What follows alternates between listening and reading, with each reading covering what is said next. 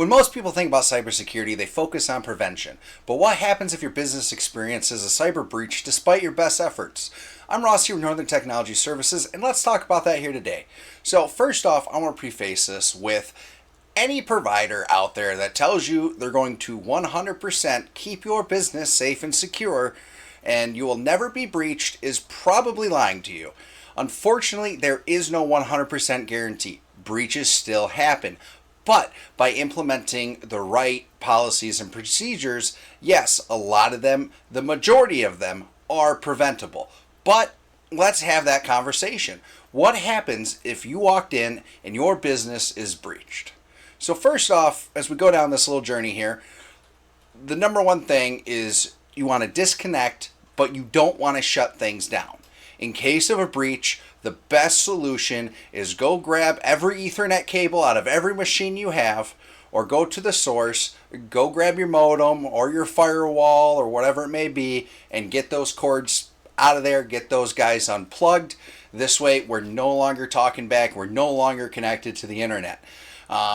If for some reason, if there is like a ransomware or something like that, and you do see that, files are getting removed and disappearing as you're sitting and staring at it, in that case, do that quick disconnect, get that cord out of there. If you're on the Wi-Fi, go find that access point, get that thing ripped out. If you truly, absolutely cannot, by any means whatsoever, quickly get that computer disconnected, then shut it down. Or if you do get that computer disconnected and you're still seeing everything getting zipped up and going away, then go ahead and proceed quickly with that shutdown. But if you can keep those systems alive, then cybersecurity experts can investigate the issue and gather the evidence and actually start figuring out how they got in, especially when you've already got the whole wall built up around the castle, because obviously we know that there is a weak point that has to get found. The next step, make sure that you call the experts. If you don't have an expert, go find one. This is not the time for guesswork. You do not want to take your device to the big box store and have those guys look at it. Go get a cybersecurity expert, because they can analyze the breach, figure out what went wrong, and they're also going to be able to truly guide you through the recovery process. Managed service providers like us have tools and the expertise to respond quickly and effectively, in helping to actually try to preserve as much of that data as possible and get that back in your hands, as well as working on the next steps to help your business recover. And now, as we're going through that process, reset those passwords, educate your team. Any password potentially exposed to that breach needs to be reset immediately. And this is another really strong reason why we highly recommend make sure your passwords aren't saved in Excel documents, aren't saved in Word documents, aren't saved in your notepad, and definitely do not save those passwords in your web browser. No matter how often Google Chrome or Microsoft Edge asks if you want to save those passwords. Those passwords are easy to get to, and professionals like us can get those out, and those cyber criminals can definitely get those passwords out. Now take this opportunity, educate your team on what makes a strong password. Why does it matter? Our additive, if you've listened to me talk before, you've heard it, I'm going to say it again. Passwords are like underwear. You should be changing them often, and you definitely don't want to show them to anyone, right? So, with that, the next step is moving on to restricting the access to critical systems. Limit access to sensitive systems and data. Make sure, this is something I see a lot of when I'm out here and so I'm going around and we're getting people's houses in order, is we see a lot of permissions granted to everybody. Does Jimmy really need your accounting data? Probably not. Jimmy works the front desk. So let's make sure Jimmy can't get access to that. And by limiting that and making sure that we're using a least privileged access, then that is going to help implement and help ensure that we are keeping things secure. Now you want to go ahead and conduct a damage assessment.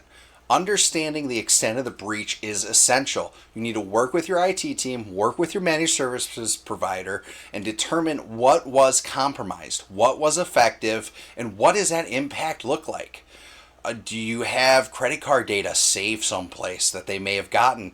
Or do you have social security numbers for your employees or maybe even your clients, customers documented someplace? What information, what does this look like? Even things as simple as phone numbers for your staff members. Those things can get breached, and those can create a nuisance and long-term effect on the parties affected by that. And then finding and fixing the vulnerability. Identify the root cause of the breach, take immediate steps to address it, and whether it's an outdated piece of software, a phishing attack, weak access controls, get that vulnerability fixed. Because if you do not get that fixed, if you do not address this, it may not be today, it may not be tomorrow, but you might as well keep that door open and welcome the guests right in, because they are going to come back. And you're right, they're definitely going to try exactly what they did last time, because they knew it did something and it made an effect. Inform your relative parties. Gather that information, and unfortunately, this is the toughest part. You got to come clean. You have to reach out and you have to notify those that were affected by it. And you also need to understand that there is a lot of legal and regulatory requirements that it does require you to report that breach to the appropriate authorities, especially when we're talking about data like employee and people, social security numbers and home addresses and things like that. And transparency is going to be the key to maintaining trust and avoiding any potential fines or legal complications. And and especially let's focus on that trust, where that trust is the most important part, because I know us, for example, we wouldn't be here without the trust of our clients. And I'm sure that same thing goes for you and the people that you work with your business or your organization. Without that trust, that there could be the deciding factors if you keep going and if you can recover from this breach. Implement new policies to prevent future breaches.